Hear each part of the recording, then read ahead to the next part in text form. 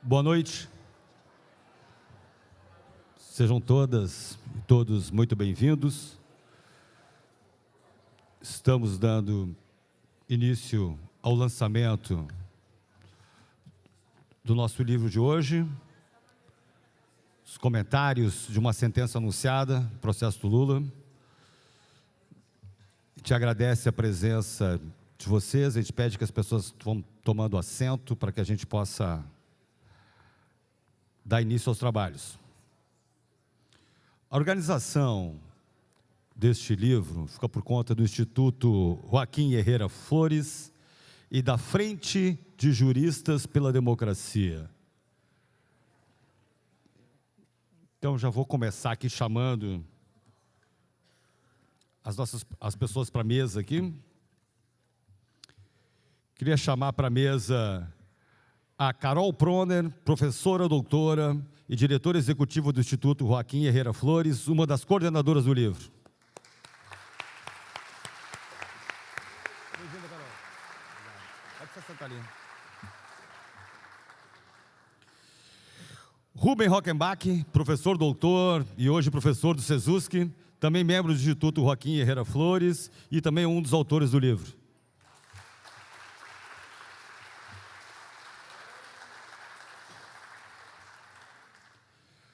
E Prudente Melo, professor doutor, também diretor do Instituto Joaquim Herrera Flores e da Frente de Juristas pela Democracia e do Declatra.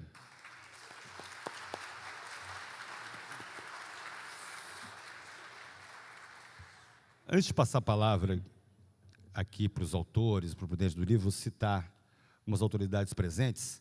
Dizer para vocês o seguinte, a gente combinou, nós temos a presença aqui da CUT, Neodita, aqui é a presidente da CUT, tem gabinetes, deputados, movimentos sociais, movimento de mulheres, movimento negro, tem uma série de movimentos, mas nós combinamos o seguinte, de que a gente não vamos chamar para a mesa, vamos aproveitar o nosso espaço para a gente escutar aqui os autores, para nós debatermos o livro, para nós absorvermos elementos do que está acontecendo nessa conjuntura, e depois a gente abre a palavra e fizemos um debate aqui entre a gente. Pode ser assim, gente?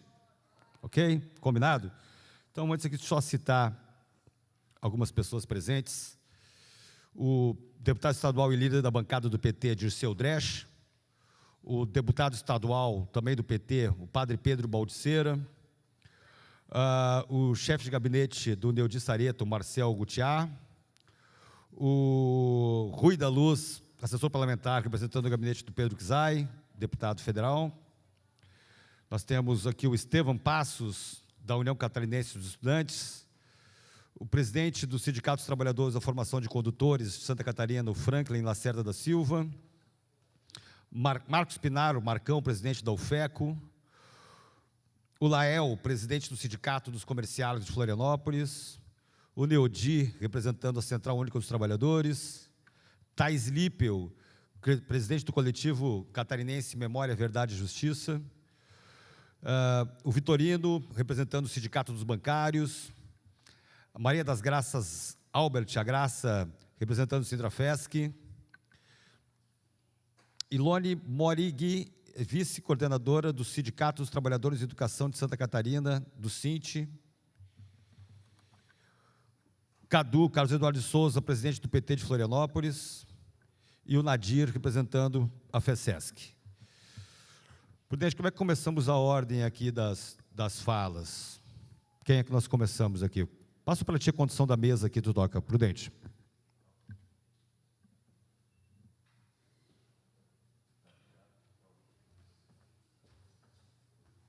Agora sim. Primeiro, uma boa noite a todos e a todas. É uma honra podemos realizar essa atividade aqui.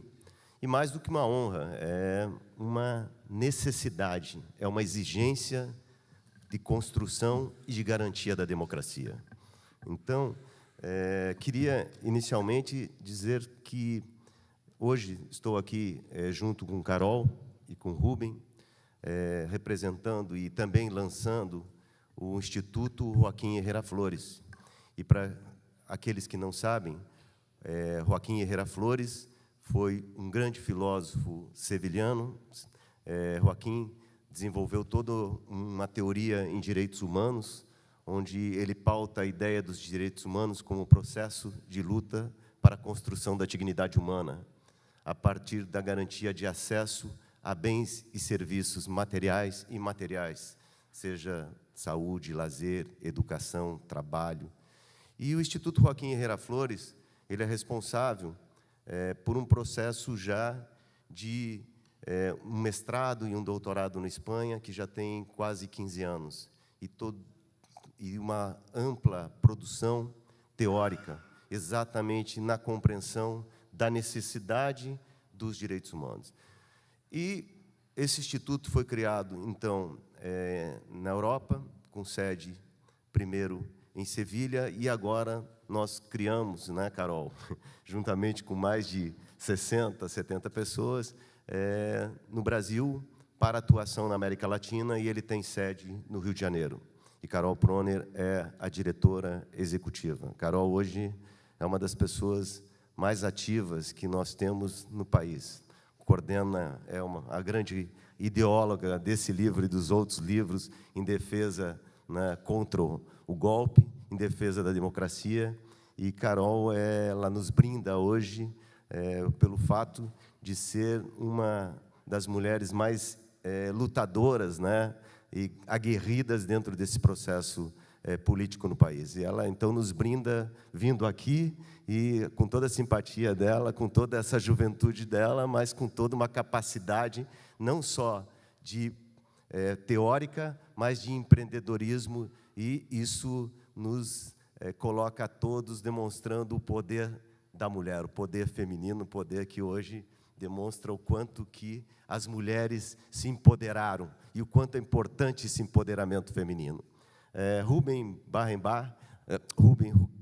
Manente, professor da Faculdade de Sesusc, doutor também pela Universidade Pablo de Olavide, e também um dos membros do Instituto Joaquim Herrera Flores, e nós três também somos membros da Frente Brasil de Juristas pela Democracia.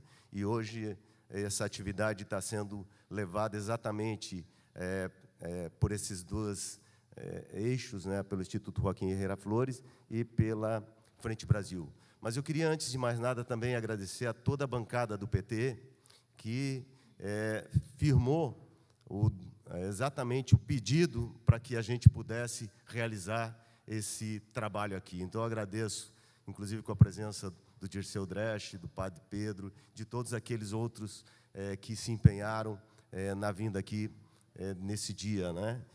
Na importância de que a gente, nesse momento tão difícil, porque passa a democracia brasileira, depois do golpe, e a Frente Brasil Juristas pela Democracia foi constituída exatamente no momento preliminar em que se dava o golpe. Os juristas viram, os juristas democráticos, os juristas combativos, já visualizavam ano passado o que nós enfrentaríamos, o que ocorreria a partir do golpe que se colocou contra a presidenta Dilma. E o que, dentro daquela postura do golpe, como era frágil os argumentos para depor a presidenta Dilma. Tanto assim que Dilma não é incriminada em nada, não tem nenhum crime efetivo contra a Dilma.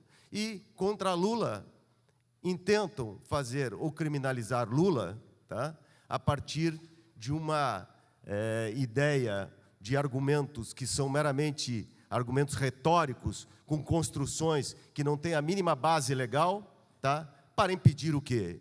Que Lula efetivamente possa se contrapor, inclusive, à barbárie que está colocada. Barbárie que hoje a gente vislumbra com a tentativa da venda da Amazônia, a barbárie que se coloca com a tentativa da venda da Petrobras, barbárie que começou congelando por 20 anos a questão de recursos para aplicação em saúde e educação, que se colocou numa reforma, ou melhor, numa deforma trabalhista, onde os direitos dos trabalhadores foram atacados de forma tão violenta que sequer a ditadura o fez quando, por 21 anos, esteve no poder. E agora, com a reforma da Previdência e tantas outras coisas mais.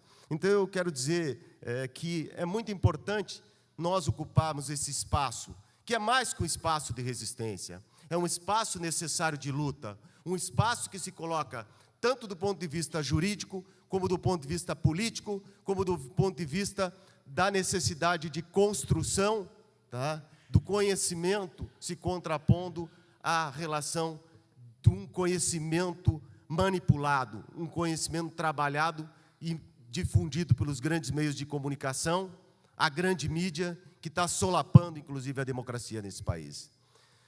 Eu quero dizer que essa atividade, ainda, antes de passar para a minha querida amiga, né, e a grande doutora Carol Proner, eu queria dizer que essa atividade de hoje, ela contou com a contribuição de um grande grupo de pessoas para que ela acontecesse. Do Fabiano, que está ali, do Denilson, da Júlia, da Débora, do Marcelo Leão, da Shirley, e do Rubem, e de tantos outros companheiros que eu, infelizmente, posso até esquecer o nome de alguns tantos, né? Mas que... Oi? A Dani Félix, é isso, a Daniela Félix, e outros tantos companheiros que nos têm ajudado nesse processo de a gente garantir os lançamentos dos livros, os processos que se colocam importantes, porque sozinhos nós não conseguimos fazer nada, nós só conseguimos ser fortes na medida que nós nos ajudamos, na medida que nós fazemos juntos. Então, quero agradecer também o pessoal do Desacato, né, que faz uma mídia, né, Raul, Cláudia, que faz uma mídia efetivamente hoje de informação, de esclarecimento, uma mídia que não é uma mídia distorcida. E nesse sentido, claro, que Carol Proner e Rubem é que vão abrilhantar essa noite, e eu imediatamente passo a palavra para Carol Proner, grande jurista, uma das maiores hoje no país, apesar da pouca idade, como eu repito, diretora executiva do Instituto Joaquim Herrera Flores e coordenadora do nosso programa de mestrado e doutorado na Espanha. Carol, seja bem-vinda a Florianópolis.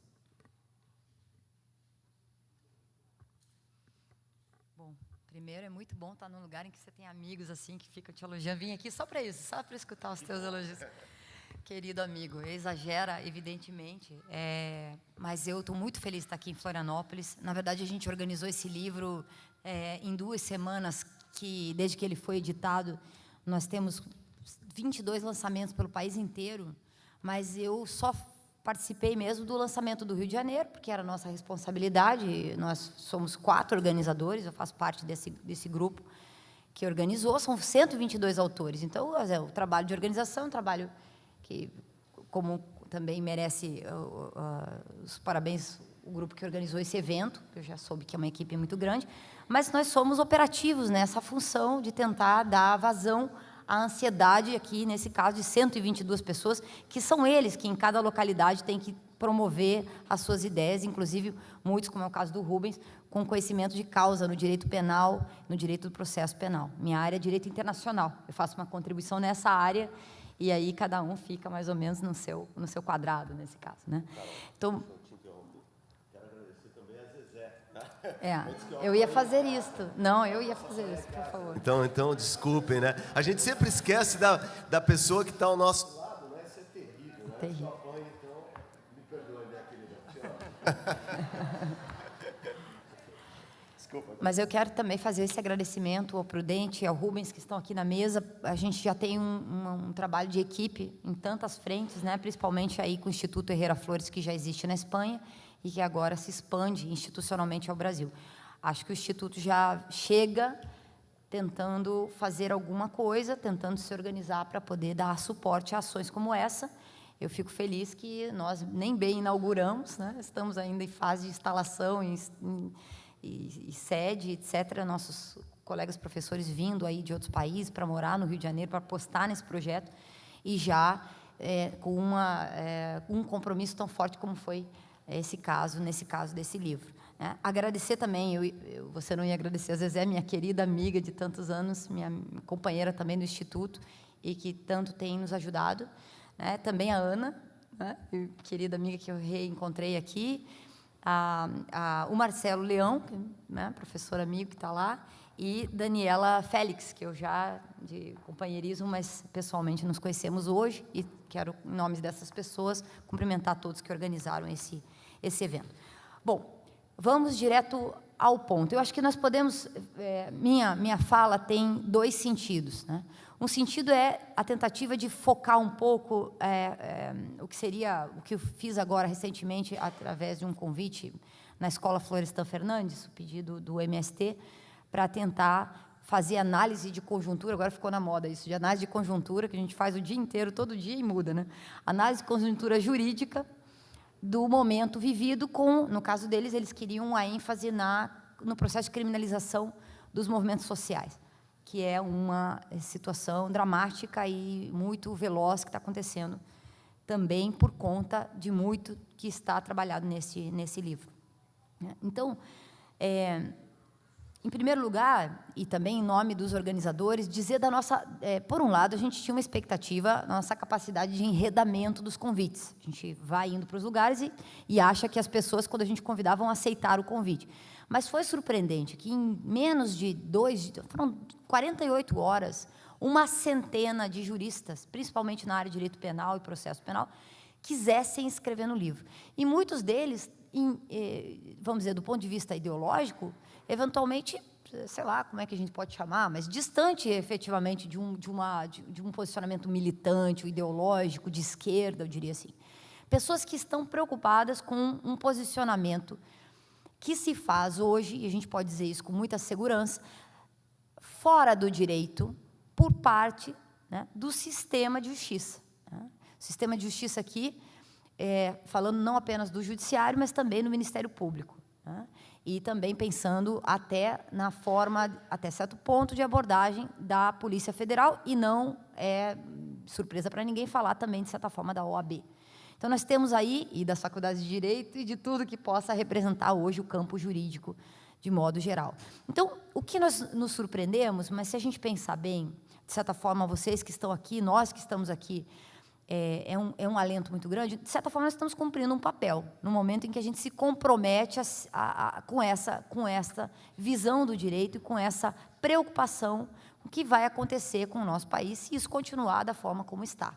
Essa sentença, no caso do juiz de Curitiba, ela não é uma sentença isolada, ela não está conectada somente ao caso do réu ex-presidente da República.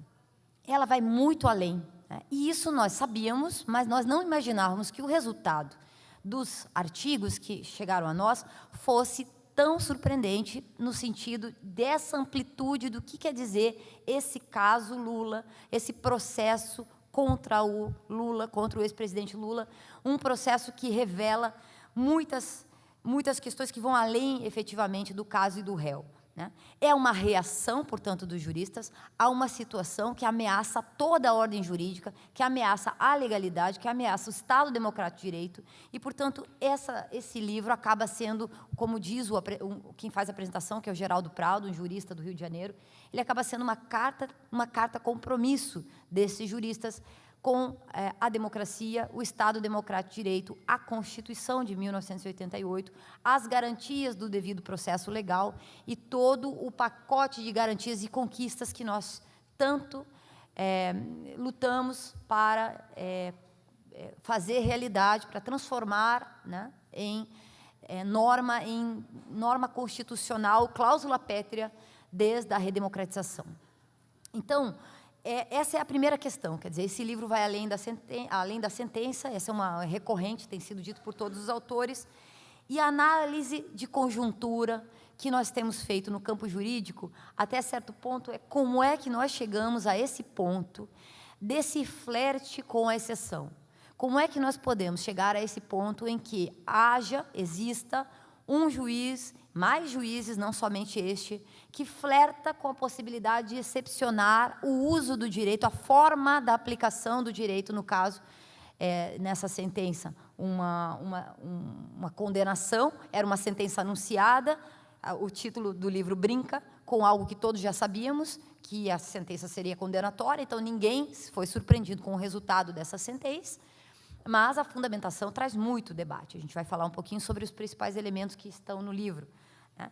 O que é que nós estamos analisando do ponto de vista jurídico, quando a gente olha para o nosso grupo de juristas democráticos, legalistas, etc., onde foi que nós erramos, no sentido de chegar ao ponto de termos, em plena democracia, o flerte com a exceção, o flerte com atos de exceção. Alguns já acham que nós vivemos um estado de exceção, não são poucos os que dizem que o direito morreu e assim por diante, e onde é que nós vamos parar com esse nível de institucionalização da exceção. Então, essa é uma pergunta que a gente tem se feito, né, nós estamos nos perguntando, no sentido de que o que foi que aconteceu com essa, de certa forma, estabilidade institucional que nós vínhamos construindo, a hermenêutica constitucional, a interpretação conforme a Constituição. Nós tínhamos certeza que, bem ou mal, nós teríamos ali uma situação pétrea, mais do que cláusulas pétreas, uma situação sólida, institucional, que dependeria, vamos dizer, de uma evolução que faz parte de uma sociedade onde as correlações de força atuam, obviamente. Nós sabemos que democracia é um processo, nós não somos da teoria pura do direito que acredita numa democracia fim. Nós acreditamos que a democracia é um processo de luta permanente, que pode, até certo ponto, sofrer ameaças, sofrer retrocessos, mas tantos retrocessos assim, tantos retrocessos, não apenas na sentença, mas impossível desconectar o que está acontecendo agora do que vem acontecendo desde 2016, desde o impeachment, desde 2015, no momento em que se recepciona um pedido de impeachment sem o menor fundamento, né, e que nós vimos o espetáculo que foi, então, o ano de 2016 e o que nós estamos vivendo hoje no nosso país.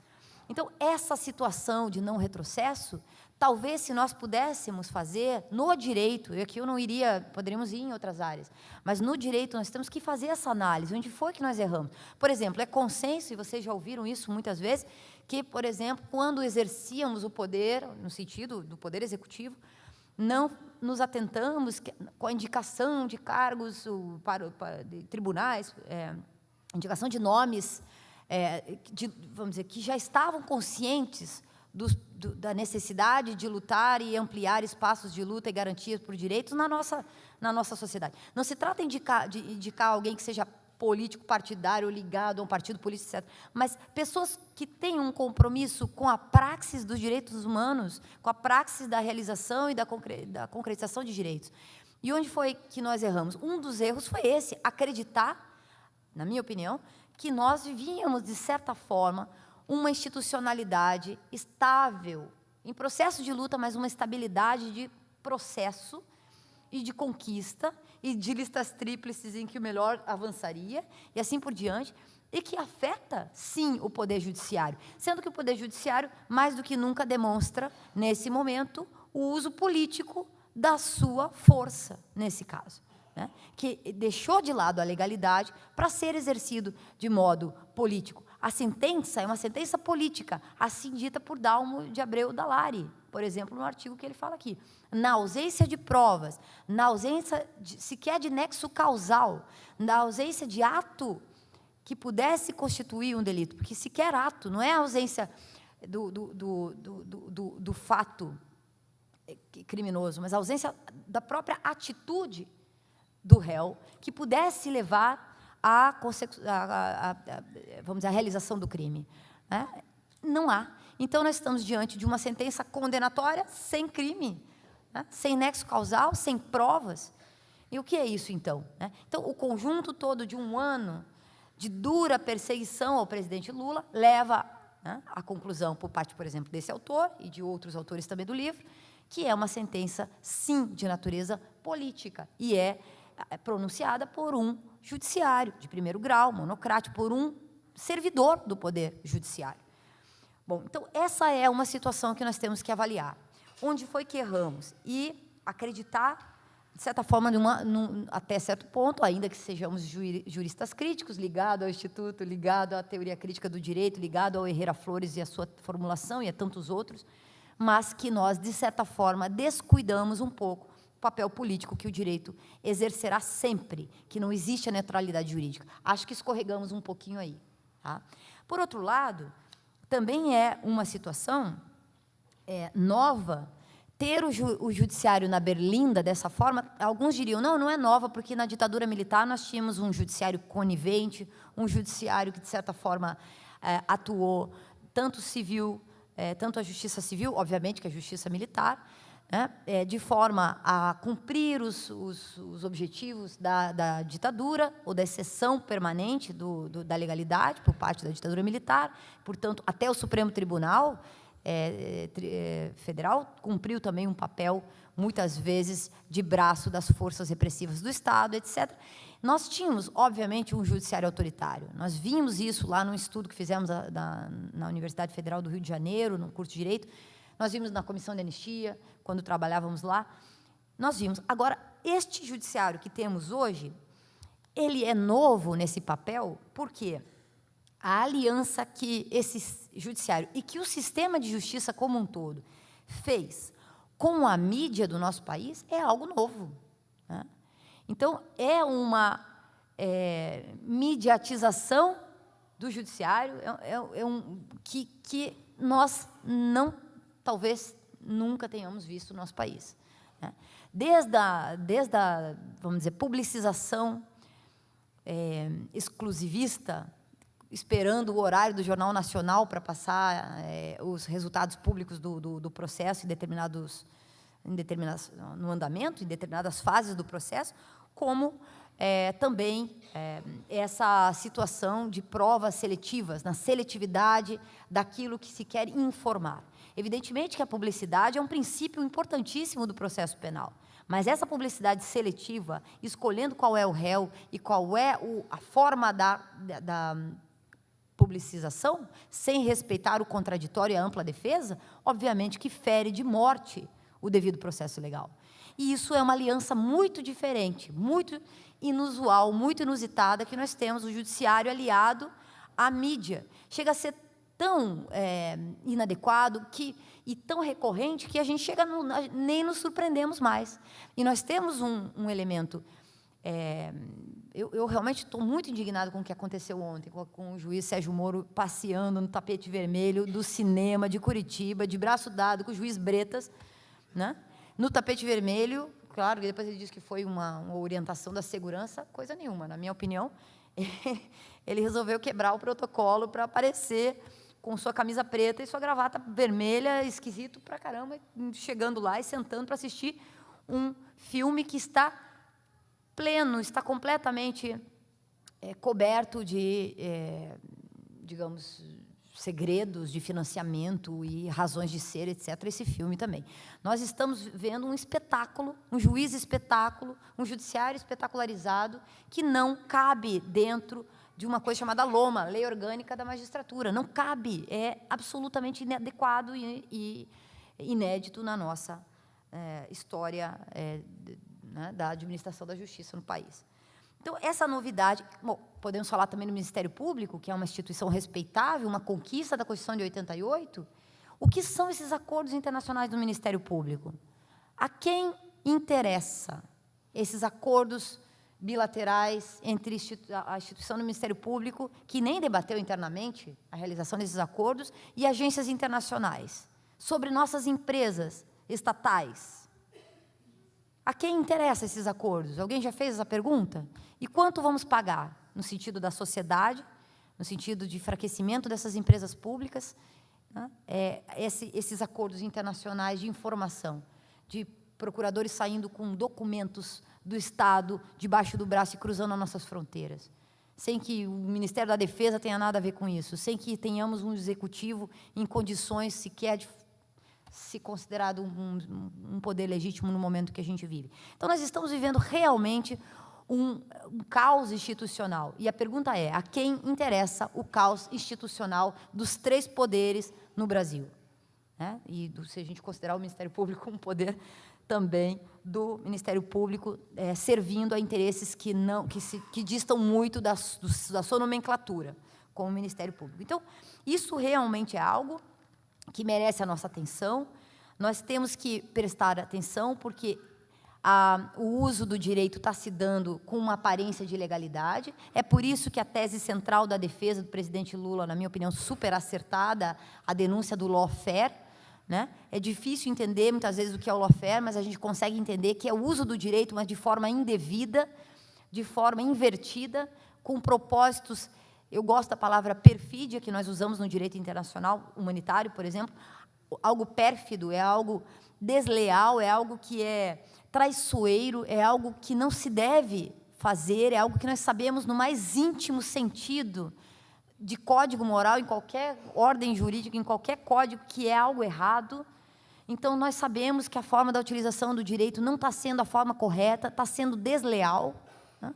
Está sendo desleal com o uso do direito. Então, a lawfare é uma guerra jurídica, é o uso indevido para combater o inimigo, e a gente une aqui as teses de direito de autor, de um processo penal do autor e não de um processo penal que persegue o fato delitivo, mas persegue. Aqui temos um especialista que sabe falar disso, o Rubens conhece essa matéria, que agora também tem sido trabalhado por outros autores do livro, que é o direito penal de autor. Vai mencionar depois. E a pergunta é: por que isso está acontecendo? Nós temos que questionar, inclusive, a carreira jurídica, no sentido do concurso, de quanto paga para esses servidores da justiça. É um valor incomparável com outros judiciários de qualquer lugar do mundo, da Alemanha, da Europa, em qualquer lugar. Os salários, os benefícios são insultantes em relação à média salarial da população brasileira e dos demais servidores públicos. Eu sou professora universitária, não vou nem mencionar a diferença comparativa. E não acho que ganho pouco, é eles que ganham muito. Então, realmente, é uma situação que isso gera necessariamente uma distorção salarial tão grande que a situação só pode ser a da elite judiciária. A elite judiciária dista muito da realidade de um país tão empobrecido e com uma concentração de renda tão grande e, portanto, distancia completamente de uma possibilidade de entender, talvez, a gente volta aos debates dos anos 80, que é o debate sobre entender o nascimento dos berços de ouro dos magistrados, dos concurseiros, muitas vezes está se usando essa expressão, dos concursos públicos, as pessoas que ficam fazendo concurso, até que, de repente, passam, mas não tiveram a experiência vital para nada, não viveram a vida ainda, são jovens que já recebem um salário muito diferente do que a maioria da população, e que isso é um problema, e nós vamos ter que enfrentar isso como país, como Estado brasileiro, numa reforma de Estado. Nós não vamos poder fugir disso, né? Bom, lembramos também aqui obviamente, que essa situação não está distante de um pano de fundo ligado a um capitalismo que tem sido falado. A Maria José Farinhas Dulce, nossa companheira de Sevilha, nossa professora que trabalha com a gente no Instituto, fala da pós-democracia, né? De um capitalismo que prescinde a democracia, que não precisa mais de democracia. Um capitalismo do qual a democracia não precisa mais fazer parte. Um capitalismo autoritário, vertical.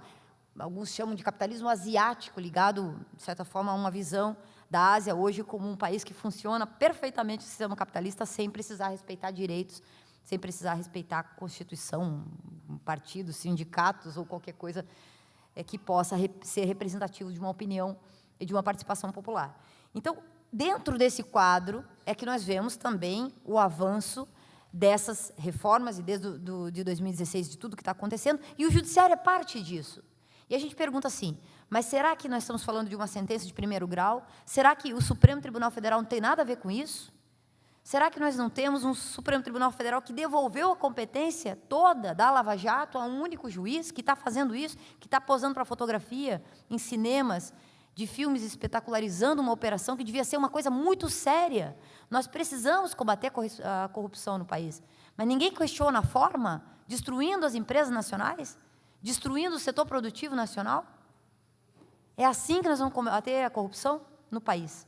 E até que ponto o nosso Supremo Tribunal Federal ele é apenas omisso, né? Até que ponto, no impeachment, Prudente, não deu o rito do impeachment e depois foi omisso nos momentos em que a defesa da presidenta Dilma estava dizendo: olha, estão cerceando, os votos são conduzidos por bancada, num julgamento político, que o caso o impeachment é um julgamento político, é preciso haver a individualização do voto, a vontade daquele que julga politicamente precisa ser individualizada, isso é convenção internacional, isso é assim em qualquer lugar do mundo. E não, nós temos o quê? Voto de bancada, nós temos aquele espetáculo que ficou para a vergonha brasileira, aquele famigerado 17 de abril, como é que é? 17 de abril de 2016, nós nos envergonhamos, choramos, vendo aquilo, e nós vimos o silêncio de um poder que deveria zelar pela Constituição, que foi ali naquele momento absolutamente rasgada, e depois, nos momentos seguintes, com a reforma, entre tantas, a mais flagrante de todas, foi a reforma dos gastos públicos, que inviabilizou socialmente o país daqui para frente.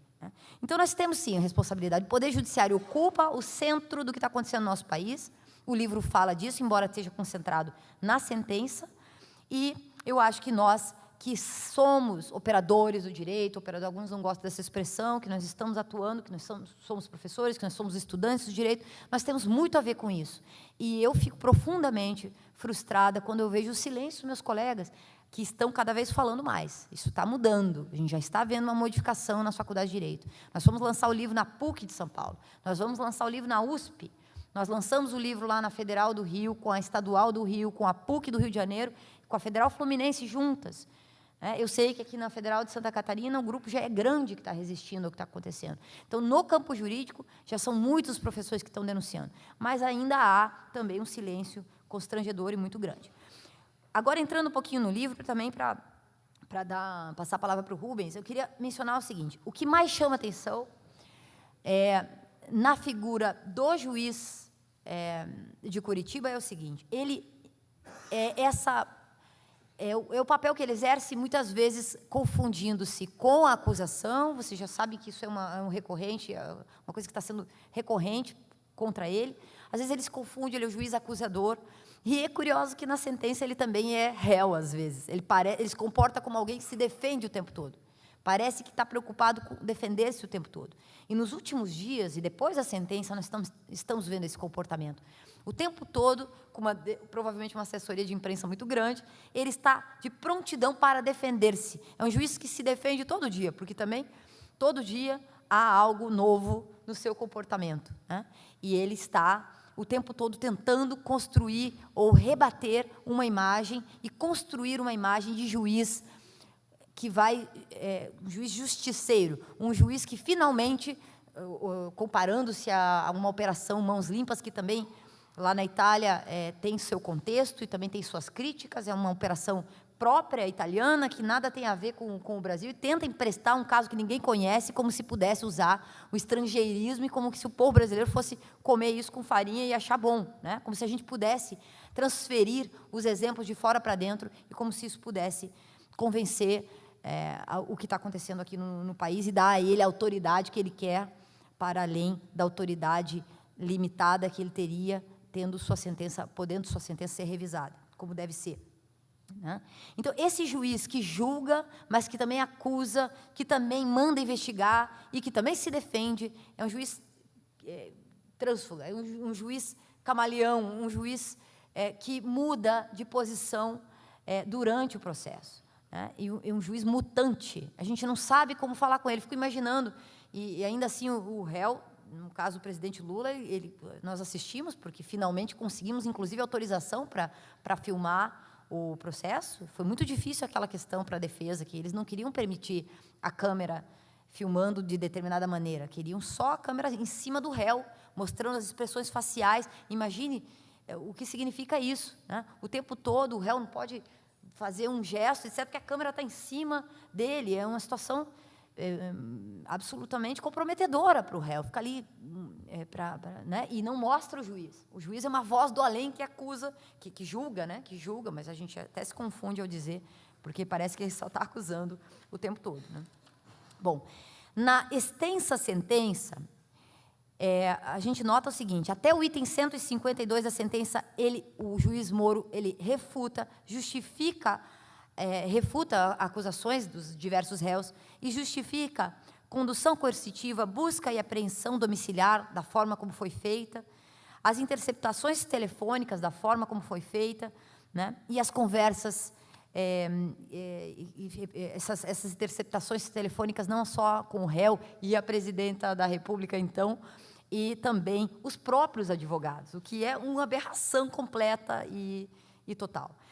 E também conversas particulares entre essas pessoas que foram interceptadas. Muitas conversas foram levadas aos autos e outras conversas foram interceptadas e os próprios advogados de defesa não tiveram acesso a essas provas. A falta de acesso às provas, às interceptações, é uma das acusações por parte uma das alegações por parte da defesa do presidente Lula o tempo todo, de não ter acesso às interceptações e às provas colhidas. Os excessos, são de conhecimento público, esses excessos desse juiz acusador. A competência da Justiça Federal, que fere o artigo 109 da Constituição, é recorrente também dos artigos. O Afrânio da Silva Jardim, que é um dos juristas mais importantes que nós temos aqui, ele tem 2 artigos na obra, um dos artigos inteirinho dedicado à competência, a incompetência do juízo, aqui não em aspecto subjetivo, mas a incompetência no sentido da comarca de Curitiba e da Justiça Federal, seguindo o artigo 109 da Constituição. A suspeição do magistrado, obviamente que isso é recorrente dos artigos, é transversal à maioria dos artigos, que é o fato do juiz Moro não ser parcial. Isso é a violação do juiz natural, é o princípio basilar, ou seja, não ser julgado por um juiz que não vai ter condições, da TEMES, da Justiça, que pode, pelo menos, fazer uma balança. Tem um artigo aqui também do César Brito, que traz a figura da deusa da justiça para o caso, mostrar como isso não acontece. A imparcialidade é transversal das acusações nesse caso. O valor probatório das delações premiadas, essa figura da delação ou da colaboração premiada é totalmente questionável. O Egas Muniz de Aragão, filho do Muniz, do Luiz Roberto Muniz de Aragão, do Bandeira, está no livro falando sobre as delações premiadas. A falta de provas é recorrente, um processo kafkiano, uma condenação, aqui foi engraçado, o Eugênio Aragão escreve isso, um réu que foi condenado porque não havia provas contra ele, no sentido kafkiano. Não há prova e, portanto, ele é culpado. Um processo que tenta demonstrar que, na verdade, quase que, vamos dizer, o sentimento de culpabilidade que o réu nunca teve, bom que se diga. A confusão do lugar do juiz como acusador, a sentença anunciada, isso também está presente no livro, os indícios como prova, a aceitação, que antes era do Ministério Público, que dizia, nós não temos prova, mas nós temos o quê? Uma forte convicção. O juiz fala isso também, de certa forma, a necessidade de compreender que não existe propina grátis, ele falou isso outro dia na imprensa, Não existe propina grátis, ele fala. Então, ele começa a dizer, não, tem que ter corrupção aqui. Obviamente, é necessário. Então, são suposições, são ilações, são indícios probatórios que fazem parte de um processo imaginativo. Alguns autores são mais fortes, como dizendo assim, a posição de arrogância do justiceiro autorizado a impor sua convicção, não hesitando em espizinhar os princípios das garantias constitucionais e processuais. O estado de inocência, o contraditório, a ampla defesa, as cláusulas pétreas. Então, esse juiz, ele se utiliza de uma posição de autorização por parte do Estado, ele exerce o poder judiciário nesse momento, e essa capacidade de julgar, e o poder de julgar. As novas figuras, a propriedade imaginária de fato, aqui já tem umas ironias que são colocadas no livro também, uma propriedade imaginária de fato, documentos sem assinatura, e assim por diante. O conteúdo latente da sentença, isso é muito saboroso de ler. O Agostinho Ramalho Neto trabalha lacanianamente a sentença, dizendo como é interessante ver o juiz se contradizendo, dizendo, não, eu não tenho motivações de ordem pessoal para fazer esse julgamento. Então, para que dizer isso, Então, ele brinca com isso, quer dizer, ele quase que se contradiz e acaba dizendo o contrário. Direito penal do autor, aquilo que o Rubens provavelmente vai mencionar, quer dizer, o sujeito não é o julgado pelo que fez, mas pelo que ele é, né? Isso está claríssimo, Antônio Martins trabalha isso no livro. A espetacularização do juiz super-herói, da mídia, que nós já mencionamos, não só o caso do Moro, mas o caso também do juiz Bretas, que está fazendo um trabalho lá no Rio de Janeiro ligado a um caso dramático também, que é da transporte público no Rio de Janeiro, que toca a população de modo especial que vive do transporte público. Então, quer ver o responsável por essa situação de corrupção sistêmica mesmo que existe no Rio de Janeiro, no caso do transporte público, resolvida. Então, associa a imagem de um juiz com o outro, como se fosse tudo parte de um mesmo combate sistêmico à corrupção. A Lei Orgânica da Magistratura e o devido processo legal é algo trabalhado por muitos dos artigos que estão aqui, e é grave porque esse julgamento ele se faz como um julgamento exemplar. Quer dizer, uma vez que ele é um juiz exemplar, ele assim quer passar a ideia de um juiz que vai fazer a justiça, que é um justiceiro, que é um julgamento exemplar, então ele vai dar o exemplo. E esse exemplo que viola o devido processo legal é um exemplo gravíssimo e preocupante, porque se viola este processo, imagine o que os outros juízes de primeiro grau vão fazer em outros casos também com a mesma, digamos, com a mesma autorização e com a mesma celebração por parte da imprensa, né? O levantamento do sigilo de interceptações telefônicas, questões específicas probatórias, também são trabalhadas no livro. Direito penal de autor, já falamos. O contexto e a contaminação do contexto pela expressão, isso é muito complicado, a expressão corrupção sistêmica, né? Então, hoje a nova expressão que está sendo repetida muitas vezes, frequentemente, pelos jornalistas hoje. A corrupção sistêmica no país, obviamente que a corrupção, de certa forma, ela é interminável, sistêmica, atinge os poderes, atinge as empresas, atinge de forma geral e afeta a todos nós. Mas isso não é suficiente para que se contraponha o indúbio pro réu, o estado de inocência, numa seletividade penal que é ampla no nosso país, ao, vamos dizer, princípio da efetividade do processo penal e o indúbio pro societatis, na ideia de que você vai conseguir combater a corrupção, condenando, nesse caso, um símbolo máximo e corroborando com a ideia do PowerPoint do Dallagnol, que ele é o máximo o comandante máximo do esquema de corrupção contra a Petrobras e contra o país, né? Essa ideia de identificação do inimigo público número 1, né? Que é o que está se tentando fazer. Cria-se outros tipos também penais, como lavagem de dinheiro sem dinheiro, e também o pedido, né, a corrupção passiva sem a identificação de recebimento, de aceites, de vantagens, etc. Quer dizer, a não possibilidade de cometimento desses crimes pela absoluta falta de provas. O caso é, portanto, um absoluto escândalo, né, para o direito penal. Tem várias outras coisas aqui, né? A lawfare, que eu já mencionei, o nexo causal, o flerte com a possibilidade da exceção. Isso é muito grave, porque se um juiz faz isso, nós podemos imaginar, e nós vimos isso na ditadura militar, imagine o guarda de trânsito, né?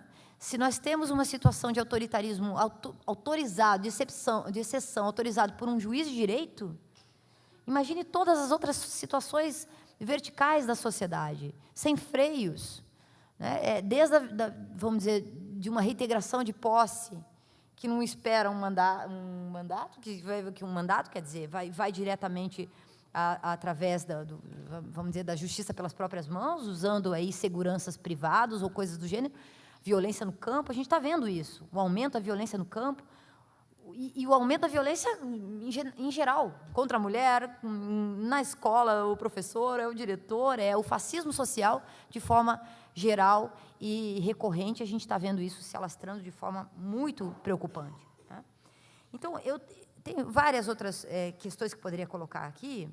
Eu quero fazer, para terminar, algo que a leitura só de um trecho do Zaffaroni, que é um autor do direito penal que agora está na Corte Interamericana de Direitos Humanos, que eu acho que vale a pena nós prestarmos atenção nesse parágrafo que ele menciona aqui, na página 163 do livro, num artigo do Fernando Ideu, que ele diz assim, tanto o crime organizado como a corrupção são funcionais para habilitar o poder punitivo e a intromissão do Estado em qualquer atividade econômica incômoda ao governo de plantão ou que seja útil para eliminar ou difamar os competidores, sem os limites nem as garantias constitucionais para tais intervenções. Ademais, a campanha contra a corrupção parece estar mais preocupada em evitar maiores custos aos investidores estrangeiros em países periféricos do que nos princípios éticos que são enunciados ou nos danos estruturais que causam às economias locais. Isso ele escreveu em 2007, num livro chamado O Inimigo do Direito Penal. Tem na editora Renavan, aqui no Rio de Janeiro. Eu acho que tem muito a ver com o que a gente está vivendo agora. E alguns jornalistas investigativos têm denunciado a conexão da Operação Lava Jato com interesses que distam muito, efetivamente, de um combate à corrupção.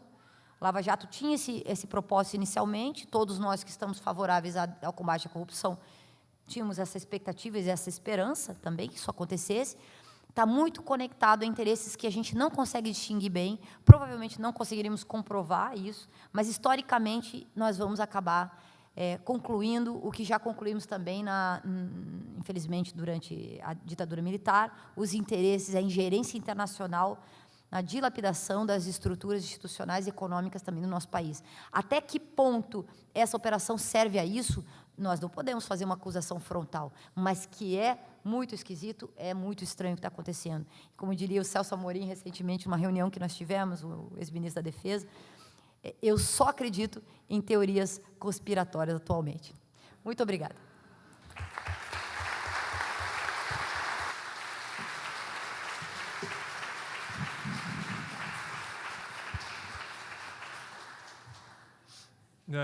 Boa noite a todos e todas. Uma boa noite especial ao Dr. Prudente Mello, representando aqui o Instituto Joaquim Herrera Flores, a doutora Carol Proner, organizadora do livro, e a Daniela Félix, que representa aqui os professores e professoras do CESUSC, a instituição da qual eu faço parte. Bem, primeiro eu gostaria de dizer que o meu local de fala, a partir da onde eu me dedico há um bom tempo e pesquiso, é do direito penal. Então, eu leciono há mais de 10 anos direito penal. Então, a minha abordagem, a minha ideia de conversar com vocês hoje é a partir do direito penal, dessa ciência que eu me dedico, que eu me aprofundo, e da qual, inclusive, foi tema a minha tese doutoral, que a professora Carol estava no tribunal. Claro que isso não quer dizer que eu seja politicamente neutro, muito pelo contrário, sou identificado às causas da esquerda, mas isso não me impede de fazer uma análise técnica em relação à sentença que condenou em primeiro grau de jurisdição o ex-presidente Lula, que é uma sentença que eu posso afirmar do ponto de vista do direito penal, do direito processual, enfim, em todas as áreas do direito que essa sentença se aproximou, que ela, além de ser frágil, ela é ilegal. É uma sentença totalmente ilegal, ilícita, que não está ancorada em nenhum elemento probatório e que ela destoa totalmente de tudo aquilo que se ensina de direito penal, tanto no Brasil quanto no exterior. O direito penal hoje virou o nosso Big Brother, a nossa novela das 9, porque, de fato, esse espetáculo está no nosso cotidiano. Quando uma denúncia é apresentada no PowerPoint, quando o presidente do Tribunal Regional Federal, da 4ª Região, da qual o recurso vai ser julgado, se manifesta, dizendo que não leu a sentença, mas que a sentença está perfeita, é algo de errado aí. E não há nada de novo nisso, né? Nós que, ao longo do tempo, acabamos acreditando que algumas coisas mudam, mas o direito penal sempre funcionou assim. O direito penal sempre escolhe um inimigo e persegue esse inimigo até o fim. Basta ver na época da Inquisição as mulheres, os negros, os terroristas, os traficantes. Tanto é que a nossa população carcerária é composta basicamente de negros e negras, jovens e pobres. Isso nunca mudou. Essa é a função do direito penal. E quando achávamos que o direito penal ia mudar as suas baterias punitivas e perseguir aqueles sujeitos que possuem um helicóptero de cocaína ou que correm por Brasília com uma mala cheia de dinheiro, nos enganamos mais uma vez. O direito penal se volta para o símbolo de luta daquelas classes que historicamente foram oprimidas. O direito penal se volta com toda a sua força para aquela pessoa que representa para as classes que sempre lutaram pelo mínimo do mínimo possível, e ele ataca com todo o poder uma pessoa que, sem dúvida alguma, é a mais investigada na história desse país. Então, isso não é novo, não é? Sempre funcionou assim. Tá? E o primeiro ponto que eu queria destacar do ponto de vista técnico é que a sentença possui 238 páginas. E segundo o site da Justiça Federal do Paraná, ela foi conclusa ao juiz. Conclusão é um termo jurídico para dizer que o processo vai até o gabinete do juiz, para que o juiz possa aí então analisar a acusação, defesa, testemunhas e todas as outras provas, para poder decidir. Imagine o volume desse processo. Tá? Segundo o site do tribunal, esse processo todo vai ao gabinete do juiz no dia 11/7/2017, às 16h17.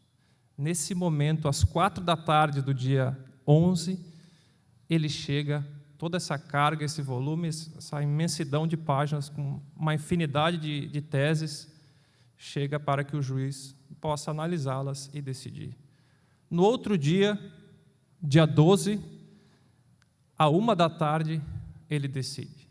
Ou seja, ele escreve 238 páginas em menos de um dia.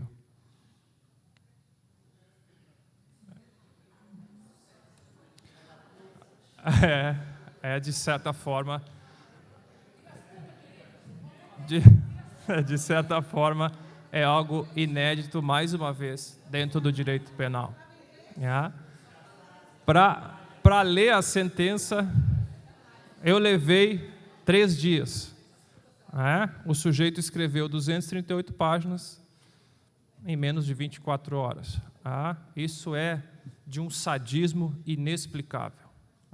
Mas isso, repito, para quem estuda direito penal, não é novo. Se prende pobres a todo dia em 2 páginas.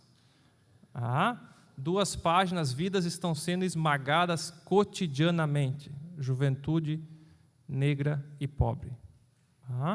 Então, a novidade aqui é que se tentou escrever um pouco mais e acabou passando da conta. Mas isso não surpreende de forma alguma.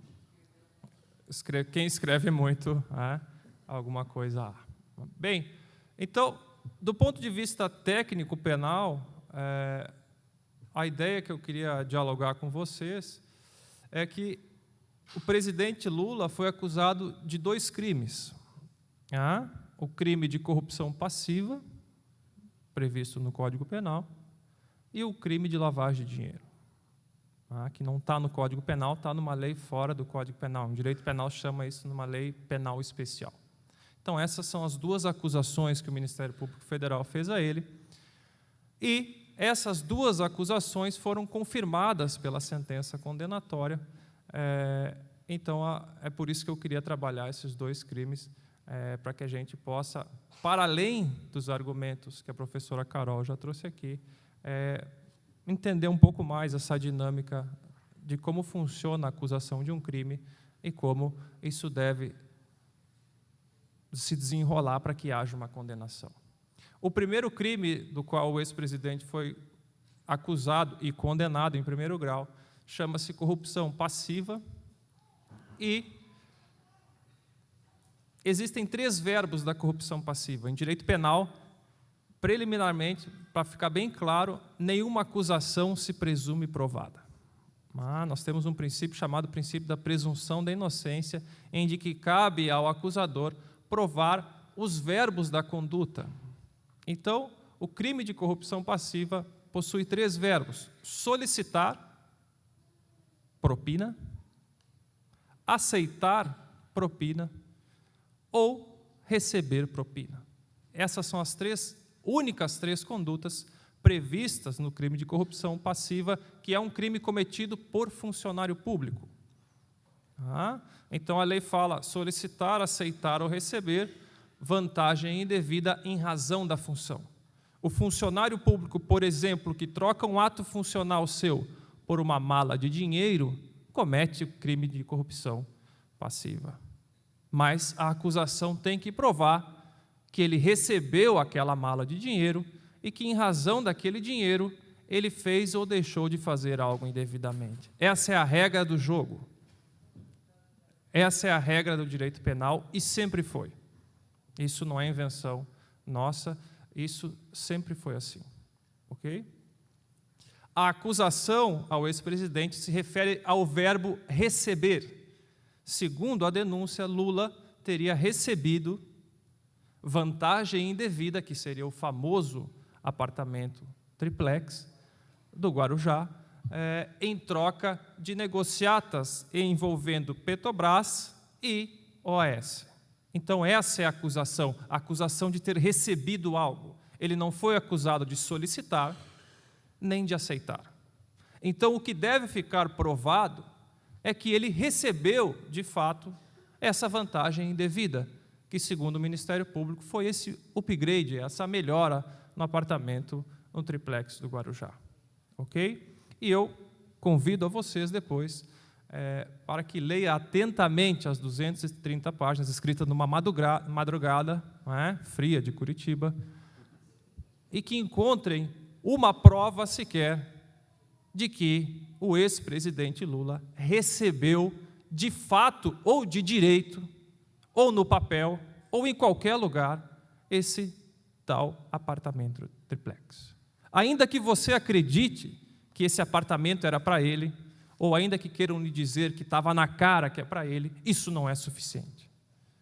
Ora, em direito, e não só no direito penal, a gente sabe o quão suado é para conquistar um imóvel, o que transmite o imóvel é aquele documento. Sem isso, você não tem a propriedade do imóvel. E ok, digamos que, como o juiz disse, que ele teria a propriedade de fato, nem isso ficou comprovado. Então, o crime de corrupção passiva é de tão fraca a acusação e de tão fraca a condenação que não precisa muita capacidade dogmática do ponto de vista penal para fazer essa conclusão. Nenhuma acusação se presume provada.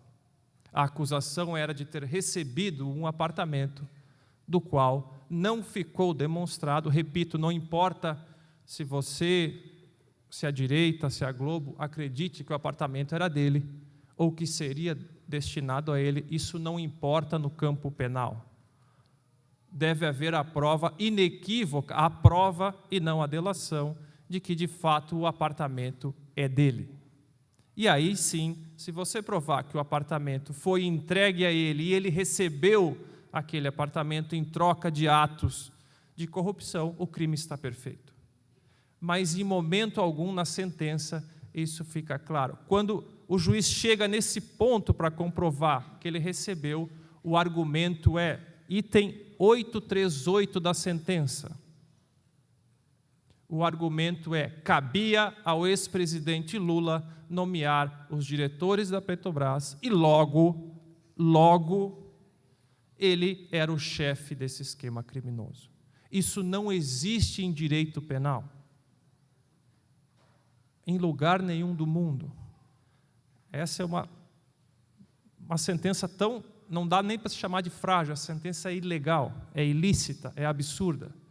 Ela é contrária a tudo aquilo que se escreve, que se pensa e que se ensina em direito. E não precisa ser um professor de direito penal de esquerda ou de direita. Qualquer professor de direito penal sabe disso.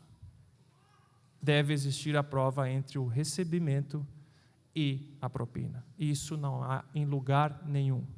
De fato, o apartamento não está em seu nome, nunca tomou posse do apartamento, nunca usou o apartamento, nunca gozou, é dizer, o apartamento, até que se você imagine que se destinava a ele, mesmo nessa hipótese, o crime não está configurado.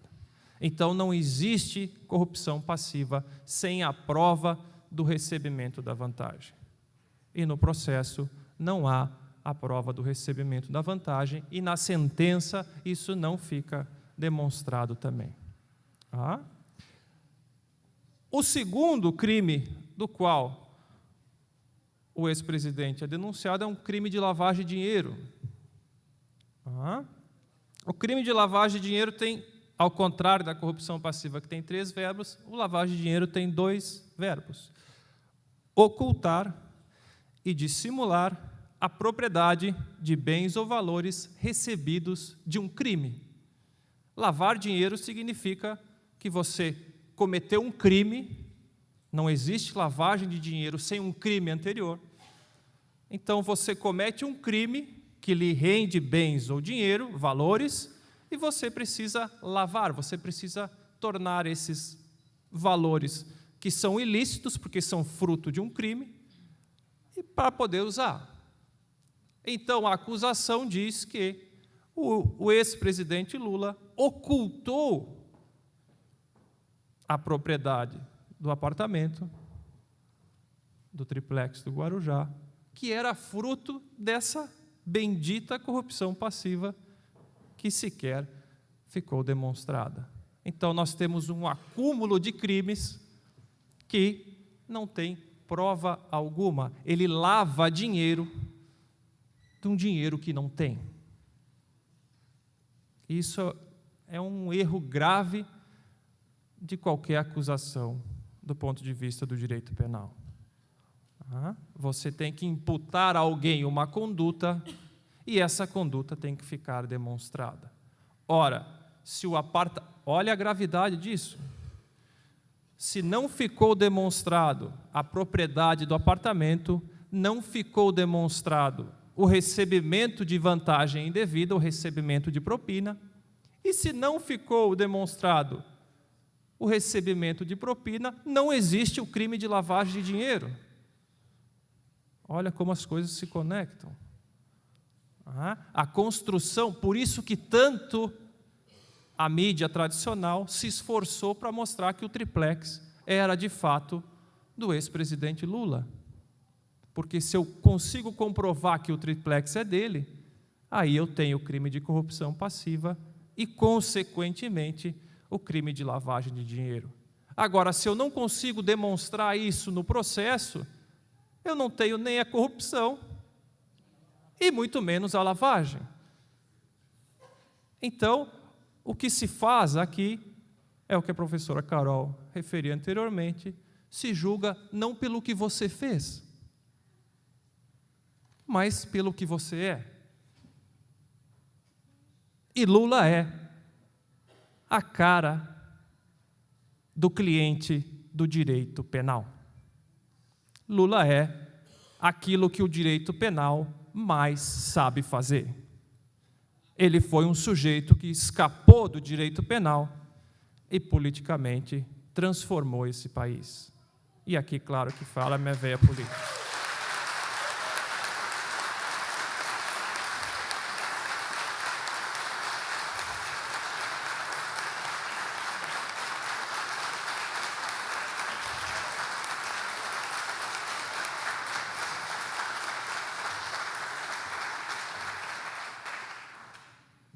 Então, só para finalizar, eu gostaria de dizer que essa sentença, de fato, ela não possui sequer argumentos jurídicos mínimos para uma discussão séria em direito. Essa sentença aqui, na sala de aula, não sustentaria por 5 minutos. E é por isso que ela está sendo acusada de ser um instrumento político, porque de jurídico, de fato, ela não tem nada. Ela é perseguição. Boa noite a todos e todas. Obrigado.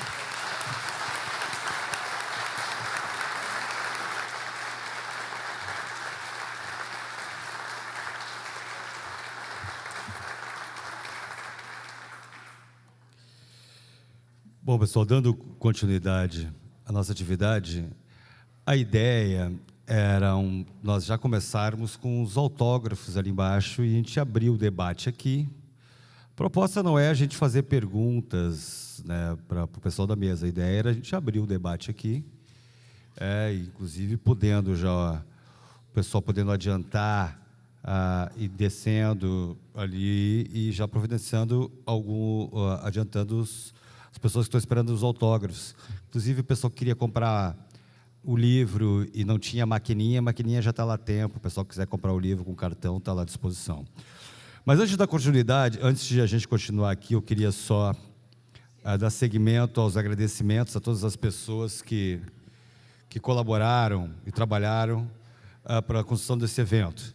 Estou vendo aqui a Lúcia Heiger, Vinícius Durin, a Juliana, competente assessoria de comunicação aqui da bancada, a Zezé, o Prudente já citou, e Carol, o Prudente é uma das figuras mais respeitadas da esquerda aqui de Santa Catarina, principalmente do campo do direito, mas nós sabemos que isso é possível porque sempre teve uma mulher à frente dele, a Maria José Coelho, a Zezé, além de grande parceira, sempre muito competente, ajudou muitos processos aqui. O Andrezinho, que sempre ajudou também a gente na construção dos eventos aqui. As meninas lá, a Karine, que está descendo ali, a Fran, a Stefaniele, quem mais que está ajudando lá? O Marcelo, Formiga, todas as pessoas que colaboraram ali com a gente. Registrar também a presença do Erlédio, representando o gabinete da deputada estadual do PT, Ana Paula Lima. Citar também aqui, que eu esqueci, vários dirigentes do PT estadual, do Executivo Estadual do PT, estão aqui o Fabiano, o Murilo, a Miriam, Daniela, o Zezinho, a Marley e a Tailine, todos os dirigentes do Executivo Estadual do PT que se encontram aqui presentes. Então, pessoal, vamos abrir então aqui a palavra. Acho que tu podia pegar nos microfones. Eu queria só combinar com o Andrezinho. O Murilo já está escrito, já vi, Murilo, calma. O Andrezinho, tem um espaço ali embaixo para o pessoal ir fazendo os autógrafos, né? Já está tudo certinho ali. Prudente, queria só consultar vocês aí, se o pessoal fica um pouco no debate, tem demanda já para ir embaixo autografando, fica um pouco na mesa, como é que estão os horários de vocês aí?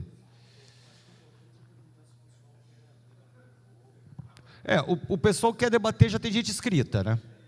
Agora, aqui, minha dúvida é se vocês ficam na mesa ou já vão descendo alguém para ir...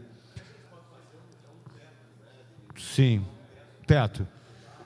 Então, vamos fazer um teto para o debate aqui, depois descemos para os autógrafos, pode ser assim? Fizemos um teto para o debate aqui, e depois do debate vocês descem para os autógrafos? É isso? Vamos discutir aqui um teto, mais uns 30 minutos para o debate, você acha que é possível? Depois de 30 minutos a gente revê isso, ok? Murilo, o microfone está ali. Ó. Alô? É 30 minutos só de pergunta? Não, nós discutimos, Murilo, não vamos nem fazer perguntas, né? Vamos fazer um debate. Eu sou Murilo, chefe de gabinete do deputado Padre Pedro e secretário de comunicação do PT estadual. Parabéns aos debatedores e autores, né? Também ao Prudente, a quem eu parabenizo a todos envolvidos aqui na organização. Só comentar um detalhe que eu não li o livro ainda, né? Mas eu achei bastante curioso. Lembram da ação penal 470, né?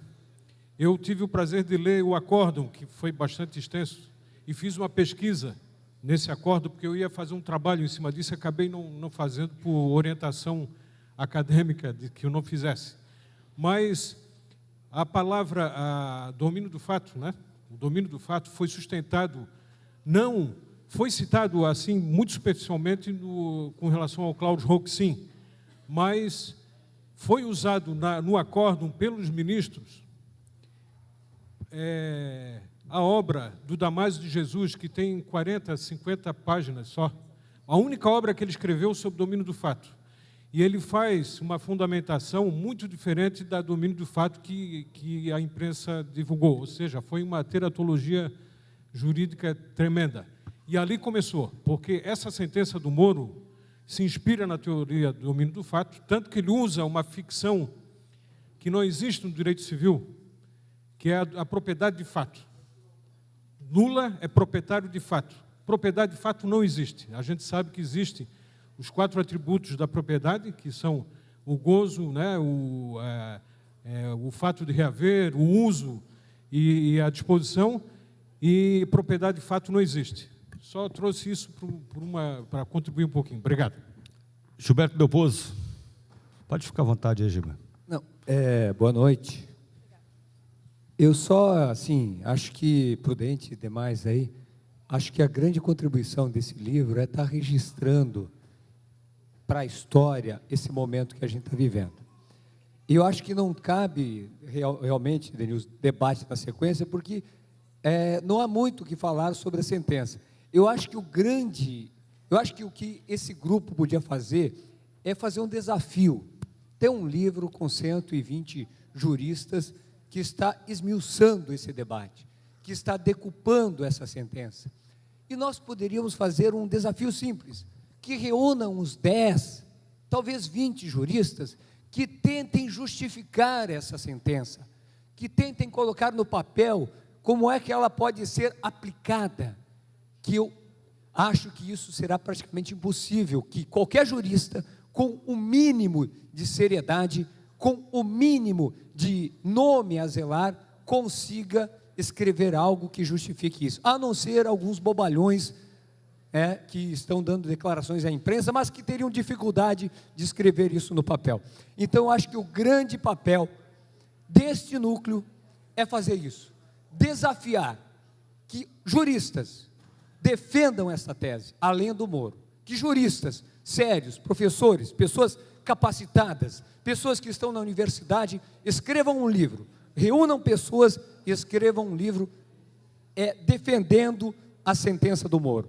Eu duvido que isso vá ocorrer. Eu acho que esse é o grande debate, porque o debate não está no jurídico nesse momento, o debate é na comunicação, e a gente precisa usar este livro para fazer esse debate, mas acima de tudo, fazendo desafio para o outro lado. Acho que esse é o grande papel. Se a gente conseguir isso, a gente arrebenta com esse debate, e é isso que a gente precisa para poder fazer a caminhada de defesa da democracia. Obrigado, Giba. Graciele. Oi, boa noite. Eu queria fazer uma pergunta como leiga, né? O Ministério Público Federal, nesse momento, está instrumentalizando muitas denúncias totalmente infundadas. Aqui em Santa Catarina, recentemente, a denúncia contra o Instituto Federal por aparentemente estar sendo dominado pelo MST, ou seja, digamos, faz uma denúncia criminalizando um movimento social e, a continuação, sustenta, já encontra todo digamos, uma atitude, digamos, que criminosa de uma instituição ou seja, se vocês vão ver, o Ministério Público Federal faz muitas acusações assim, inventando crime, ou inventando intenção de... Então, digamos, o juiz, digamos, depois dá uma sentença sobre um ministério, ou sobre uma denúncia que não está bem sustentada, ou que não respeita a lei. Então, sobre isso, ou seja, porque acá se está atacando muito o juiz Sérgio Moro. E o Ministério Público Federal, que, digamos, não seria a hora também de atacar, não só no caso do Lula, está tendo um monte de acusações infundadas por todo o país, né? Essa é a minha pergunta. Obrigado, Graciele. Evelyn. Boa noite a todos e a todas. Meu nome é Evelyn, sou advogada. Primeiramente, eu gostaria de parabenizar a mesa por esse importante momento histórico de relato da história, manutenção da memória viva desse período de exceção que, tristemente, nós estamos enfrentando. E eu formulo uma pergunta para a Carol, que é professora de Direito Internacional, se nós estamos amadurecendo a ideia de talvez acionar os mecanismos internacionais, o Sistema Interamericano de Direitos Humanos. Por exemplo, a Corte Interamericana e aproveitando o fato que temos um brasileiro hoje frente à Comissão Interamericana de Direitos Humanos. Eu acho que a nossa estratégia ela tem que ultrapassar as barreiras da jurisdição nacional, porque essa está anunciada, como bem relata o livro. Obrigada. Obrigado, Evelyn. Paulo Hoover. Vai deixar que o microfone vai até aí, Paulo. Fica à vontade. Bom, eu atuo em associação de bairro e eu fui do Tribunal de Justiça, agora aposentado. Eu queria, assim, o judiciário, ele é um certo castelo, uma certa clausura, muito diferente da sociedade, a lógica que funciona dentro do Palácio da Justiça, aqui do lado, não tem? Assim, montado na Casa Branca, na Casa Grande, nessa concentração de renda e de poder que nós temos nesse país desde que começou economicamente. Até quando esse castelo se sustenta? Quer dizer, desse jeito, decidido dessa forma, assim, frontalmente contra a sociedade, contra qualquer ciência, contra qualquer... Até quando isso se sustenta? O que se pode dizer? O que se... Vocês que pensam mais que a gente, vamos lá. A outra coisa, esse tal de Thompson Flores, que é o presidente do TRF lá do Rio Grande do Sul, ele é presidente daquele ex-presidente da Eletrosul aqui. Tinha um tal de Thompson Flores, que era de Porto Alegre, vinha aqui e veio ser presidente da Eletrosul. É isso? A cria dele? E mais assim, quem são esses desembargadores que têm que votar lá? É possível um raio-x deles?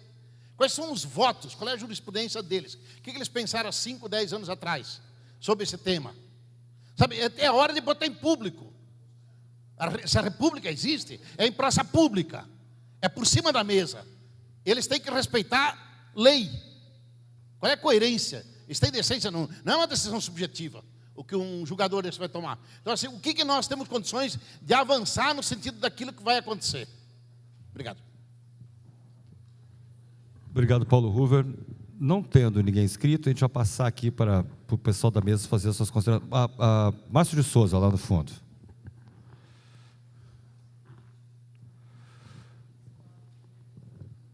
Márcio de Souza, ex-vereador do PT aqui da capital. Então, boa noite a todos e a todas, e parabenizando a explanação aqui apresentada a todos nós e pela iniciativa dessa brilhante publicação elucidativa.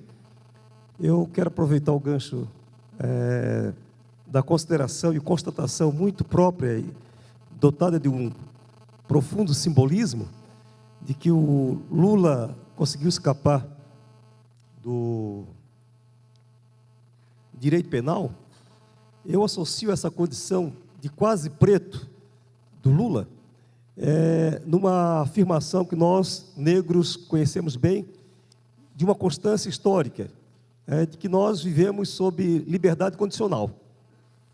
Então, eu creio que o Partido dos Trabalhadores, e toda a esquerda como um todo, e todos aqueles que se manifestam diante dessa oposição a esse poderio histórico, ideológico, empresarial, de que toda nação que assim se comporta, ela está ingressando no processo de liberdade condicional permanente.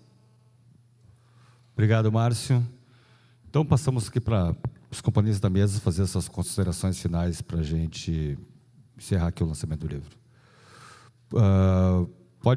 Com quem começa?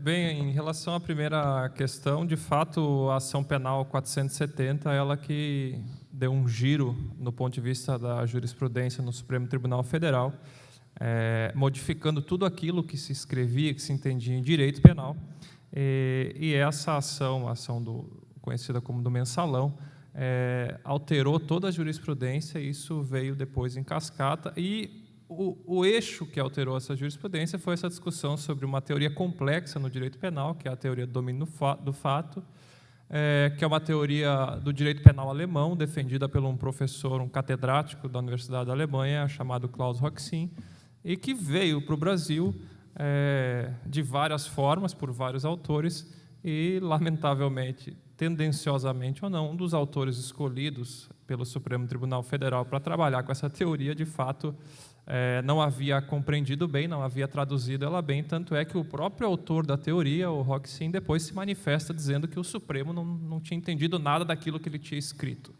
né? Em relação ao Ministério Público Federal, e trago aqui uma questão pessoal, o meu irmão é do Ministério Público Federal, então isso já deu algumas brigas eu já saí do grupo do WhatsApp da família, e eu, de fato, acompanhei a trajetória dele. Ele é um sujeito novo, passou no concurso muito novo, e o trabalho de conclusão dele no curso de Direito foi sobre reforma agrária.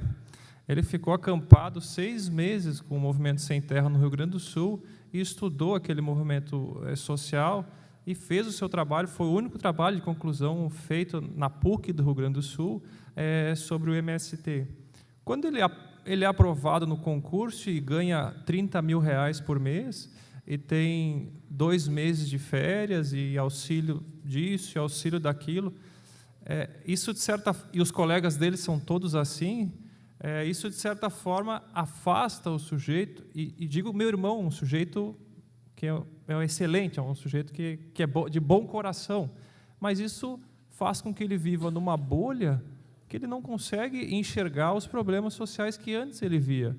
Então, para um sujeito que ganha R$30 mil por mês e tem 60 dias de férias e ganha auxílio moradia, é bem muito mais fácil denunciar um movimento social do que enfrentar outras causas. O que incomoda ele sair do condomínio dele, a chegar ao prédio do Ministério Público Federal, que em geral são prédios faraônicos, belíssimos, nos lugares mais caros da cidade. O que incomoda ele nesse trajeto é só isso. É alguém que faz um movimento social que para o trânsito, é alguém que protesta, porque o resto ele não precisa. Ele não precisa de segurança do Estado, porque ele vive num condomínio fechado, ele guarda o carro na garagem do prédio público, ou quando tem motorista, então ele não precisa de outras demandas, ele não precisa que o Estado proteja ele em nada, porque ele já é protegido. Então, os concursos jurídicos, de certa forma, formaram uma casta de sujeitos, bem intencionados ou não, eu não entro nesse mérito, existem os mal intencionados, é claro, mas que estão totalmente afastados das demandas sociais. Isso faz com que o que incomoda eles é o que incomoda a elite. Então, o Ministério Público, que é uma grande instituição, que a Constituição dotou de poderes para transformar, junto com os governos do Brasil, o Ministério Público acabou se tornando o espelho do que a elite é e do que a elite não gosta. Então, ele acaba reproduzindo todo esse ranço aí das classes dominantes. Basta ver esses sujeitos, eles fazem parte da classe dominante. Claro, tem obrigação de aplicar a lei, só que isso entra junto com o que entra toda a questão do direito penal, porque, nesse momento, a maré da mídia é favorável a esse tipo de atitude. Então, a mídia impõe uma conduta e aí eles seguem no fluxo. Tanto é que é difícil, mesmo os membros do Ministério Público Federal dissidentes, eles não conseguem muito espaço para se manifestar, porque tem uma questão institucional. Imagina só um sujeito que faz uma denúncia ao vivo, uma coletiva para apresentar uma denúncia, isso nunca tinha sido feito. Imagina agora como é que ele volta atrás e diz: "Putz, eu me enganei, eu não consegui provar, na verdade eram convicções, e eu peço a absolvição do ex-presidente". Isso, a hora que o monstro é criado, depois a mídia alimenta e ele não tem mais esse poder. Então, o poder judiciário está formado por essas castas, e isso faz com que eles fiquem totalmente distante das questões sociais.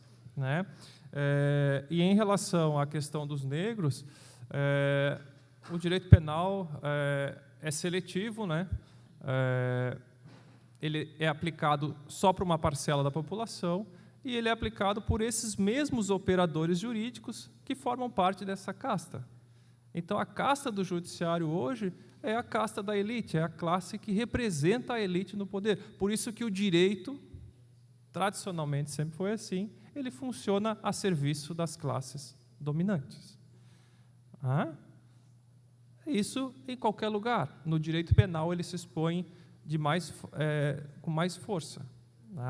O crime que se persegue de tráfico de drogas, de furto e roubo, são os 3 crimes que mais prendem no Brasil. Tráfico, furto e roubo. São crimes em que são perseguidos os negros. a criminalização das drogas no Brasil e nos Estados Unidos, tem um documentário chamado 13ª Emenda, que a gente passou na faculdade, é fantástico. A criminalização das drogas no Brasil e nos Estados Unidos é a criminalização do povo negro. Então, essa é a funcionalidade típica do direito penal. Obrigado, Rubem. Carol? Eu vou complementar só, o Rubens já respondeu com perfeição, então, os aspectos técnicos. É bem lembrada a questão do Klaus Roxin, que o próprio autor alemão desautoriza o uso da sua teoria, não só pela ação penal 470, como depois o que foi feito com essa teoria para outros julgados. Quer dizer, esse é o grande risco que nós temos nessa sentença, porque as teorias, esses estrangeirismos, né, usados, de novo, o Geraldo Prado traz isso para nós, essa mania que o Brasil tem, às vezes, dentro do direito, de importar categorias internacionais, principalmente alemãs, né, e adotar na realidade brasileira, que são contextos totalmente diferentes. E os autores, lá, Habermas faz muito isso, diz, não, mas eu não escrevi para o Brasil isso aqui, eu escrevi para o contexto alemão, dentro da própria sociedade, funcionalidade da sociedade alemã. O Tribunal Constitucional alemão tem outro tipo de funcionamento. Importa-se uma teoria e aplica-se como se pudesse fazer isso, como, obviamente, que é um recurso de uso de autoridade, né? Uma teoria estrangeira para justificar, eventualmente, o uso, né, eventualmente excepcional, ou diferente da aplicação da norma, e, com isso, ganhar algum tipo de credibilidade, já que na Alemanha dá certo, por que não vai dar certo no Brasil, né? Então, isso também. Essa ideia, acho que foi Gilberto que falou, sobre essa reunião dos 10 e 20, é interessante, essas ideias que surgem. A gente tem visto esses debates, alguns, em outro lançamento, disseram assim, os juristas têm que ir lá no dia do julgamento do TRF4, estarem lá presentes para ver como que vai acontecer, uma espécie de, estamos aqui, instrumento de pressão. Essa estratégia eu tenho um pouco de dúvida, se isso ajuda ou se atrapalha mais ainda, porque, afinal de contas, os magistrados têm condições plenamente de chegar a uma conclusão como essa, sem precisar de pressão nenhuma. A gente nem seria arrogante a esse ponto, né, de pressionar esses desembargadores. Só tem que aplicar o direito e aplicar o conjunto de garantias para poder ver que não há aquilo que o Rubens muito bem falou. Agora, tem um artigo do livro, pelo menos um, que faz esse papel que você menciona, Gilberto. É o texto do Alexandre Araújo Costa, que a primeira vez que a gente lê o artigo, eu até levei um susto, falei, será que a gente deixou passar um artigo aqui que é crítico ao réu e à defesa e tudo, e é favorável à sentença? A gente errou aqui e botou um artigo estranho. Não que não pudesse fazer isso, mas a primeira leitura que fizemos do artigo parecia que estava defendendo a sentença. Mas não, é um professor da UNB, o Alexandre Araújo Costa, que se coloca no lugar do juiz, tentando entender a racionalidade do juiz, e chega à conclusão que nem assim ele conseguiria defender a sentença. Então, é um dos artigos mais interessantes, porque é um autor que realmente, e de boa fé, ele se põe no lugar, e em alguns aspectos, inclusive, chega a concordar com o raciocínio do autor, do juiz, para tentar fazer o raciocínio do julgador, e acaba, no final das contas, dizendo que, mesmo assim, excede completamente uma sentença por tais e quais motivos, né? Essa questão também, acho que a Graziele que mencionou, do MP, foi discutido lá no MST atualmente. O que está acontecendo? E aí discute-se até que ponto se pode falar em criminalização dos movimentos sociais, até que ponto a gente não deve usar esse termo, porque não há uma criminalização, e sim há o velho debate e o embate entre o avanço das lutas do campo, da cidade, etc., dos movimentos sociais em geral, e que, na verdade, o que há é o confronto próprio dessas lutas, e que não há um aumento de criminalização, etc. Então, eles estão discutindo isso, são os próprios assessores jurídicos dessas lutas que estão preocupados com o uso indiscriminado, eventualmente, da expressão criminalização, quando há, quando não há. Eu acho que é uma discussão madura nesse aspecto. Mas o importante é que a gente está observando, há sim um retrocesso no entendimento dialogal das lutas legítimas desses movimentos, né? Então, vamos dizer, se a Constituição de 88 deu às lutas do campo certos instrumentos, depois as reformas e as interpretações da Constituição restringiram esse direito até certo ponto, e depois, aos poucos, isso vai sendo um processo de combate, de embate e de diálogo e de avanços e retrocessos. Agora nós estamos tendo um claro retrocesso na concepção de direitos da terra, por exemplo, né? Mesmo a sentença, o HC votado em abril, 10 de abril, pelo ministro Fachin, sobre a imputação de organização criminosa a 4 integrantes do MST de Goiás, ela apenas, o bom dessa decisão do ministro Fachin é que ele não diz que foi organização criminosa, mas, por outro lado, reconhece o esbulho possessório e a individuação das condutas dos integrantes da luta do campo, e não entendendo, não dizendo claramente que é uma luta coletiva, que é uma luta popular, que é uma luta do campo. E isso é uma coisa complicada, porque aí, ao individualizar a conduta, você tira o sentido comum de luta do campo e a própria ideia do movimento de luta. E isso é uma coisa complicada. Não que o HC tivesse que dizer isso, mas ele poderia dizer assim, vamos com calma. Não, mas aqui houve excesso. Não chega a ser uma organização criminosa, mas houve excesso aqui na conduta da Jéssica, do fulano de tal e tal. Então, essa é uma situação. Eu acho que há um problema, sim, nesse sentido mudou a concepção de reconhecimento das lutas do campo. E o Ministério Público cumpre esse papel. Gosto muito do seu irmão, ele é uma pessoa excelente. Mas eu concordo com a sua análise. E a questão do Roberto Caldas, de Figueiredo Caldas, nosso querido amigo Roberto Caldas, que é presidente da Corte Interamericana de Direitos Humanos, escreveu no livro. Tem um artigo do Roberto Caldas. Ele disse: eu sou presidente da Corte, mas eu não vou deixar de me pronunciar nesse momento. Então, tem um artigo, né, até marquei aqui, página 400 e poucos, 446, né, o artigo dele que fala o devido processo entre a justiça e a política. É o texto do presidente da Corte Interamericana de Direitos Humanos. E ele cita aqui, só uma das coisas, a Convenção das Nações Unidas contra a Corrupção. Ele cita 4 destaques dessa convenção, que foi promulgada pelo Brasil em 2006, que, entre outras coisas, fala assim, durante o evento, ele diz aqui, foi muito enfatizado, o combate à corrupção, os desvios éticos de corrupção não podem se dar de maneira seletiva. E fala aqui da integridade judicial, do respeito ao Estado de Direito, a importância da integridade, transparência e responsabilidade dentro do Poder Judiciário, frisa a necessidade de implementar normas e padrões internacionais em matéria ligada à integridade judicial e ao Estado de Direito. Então, em nenhum momento, Código Ibero-Americano de Ética Judicial e princípios de Bangalore sobre conduta judicial, todos eles sobre o devido processo legal. Nenhum momento poderia ser violado, né? Por último, essa questão da reforma política que o Paulo Rover menciona, eu acho que nós vamos ter que discutir isso, quer dizer, o Poder Judiciário, não só pelo elitismo judicial, que a gente mencionou antes, mas a gente tem que ir para algum lugar, e ou a gente vai piorar muito essa situação, e casos como esse, de seletividade penal, vão prosperar, vão se ampliar, e a gente vai ter a deterioração das instituições do Estado, ou esse é o ponto de inflexão.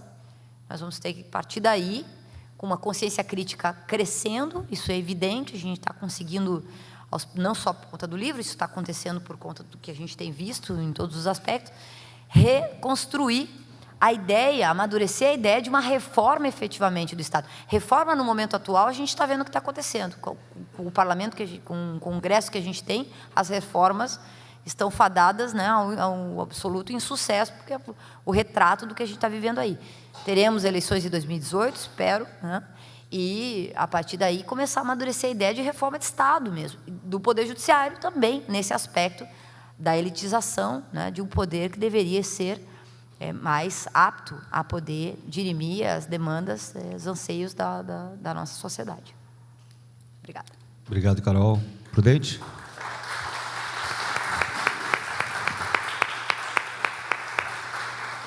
Bem, eu vou ser bem rapidinho, tá? Porque depois de Rubem e Carol, eu realmente não tenho nada para dizer desse livro. Eu queria, de fato, dizer que nós estamos com muitas lutas em curso ao mesmo tempo. Muitas já foram ditas aqui. E aqui, até mesmo nessa casa, né, deputado Disseu Dresch, semana passada ou semana atrasada, foi apresentado o projeto Escola Sem Partido. Tá?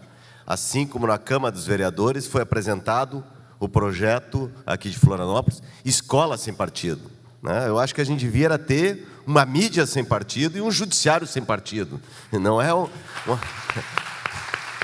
uma situação que está se avizinhando, como está destruidora de direitos humanos, um processo de desconstituição. Mas eu vejo que, de contraparte, o grupo Juristas, na Frente Juristas pela Democracia, seja em Santa Catarina, seja no Brasil, as dezenas, centenas e milhares de juristas democráticos, assim como não só juristas, historiadores, professores, sociólogos, médicos, a gente tem que nos contrapor efetivamente ao que está em curso. Ano passado, a gente lançou um dos primeiros livros, que foi A Resistência ao Golpe de 2016, e a gente estava aqui com quase 500 pessoas. Né? Agora, quase um ano depois, é o 6º livro, Carol, ou o 5º da série? É o 5º, né? 6º livro. Eu estava achando que está faltando um aqui. Então, a gente está, na verdade, discutindo outro tema muito importante, muito forte, que envolve realmente a ruptura com a democracia, porque nós estamos vivendo um momento de ruptura da democracia utilizado a partir do Poder Judiciário. E, nesse sentido, nós vamos ter muitos enfrentamentos. Essa Escola Sem Partido só começou, porque quem veio aqui fazer os debates em Tubarão, e o Samuel, também professor do SESUS, que esteve lá em Tubarão, foi nada mais, nada menos que o filho do Bolsonaro, tá? Que tem participado amplamente aqui no Estado, vindo para fazer a profusão, a difusão dessas ideias, que são ideias extremamente autoritárias, alijando efetivamente o debate efetivo, democrático, necessário dentro das instituições de ensino. E, então, realmente nós temos muita tarefa pela frente. Quero dizer que o Ozawa, companheiro lá de Camboriú, já anuncia aqui o 2º Congresso Nacional de Direitos Humanos, né, Ozawa? Ozawa, mais um dos companheiros resistentes, assim como temos outros companheiros, Andréa e pessoal de Joinville que veio aqui nos prestigiar, né, André? Então, os juristas podemos ser em um número muito menor do ponto de vista do que se apresenta desse establishment jurídico autoritário, positivista, mas nós estamos aqui marcando e demarcando o terreno e não vamos esmorecer, e a luta com certeza segue. Muito obrigado, Denilson, que coordenou esses trabalhos de hoje. Muito obrigado, Rubem e Carol, que nos agraciaram com exposições tão precisas sobre essa questão que envolve o lançamento desse livro. E muito obrigado a todos vocês que estiveram aqui conosco e, de fato, a luta continua.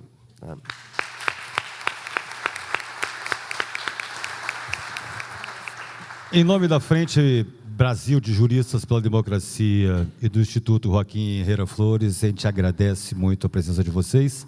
E quem quiser um autógrafo, os nossos autores vão estar aqui embaixo no saguão para autografar os livros. Gente, uma boa noite. Valeu.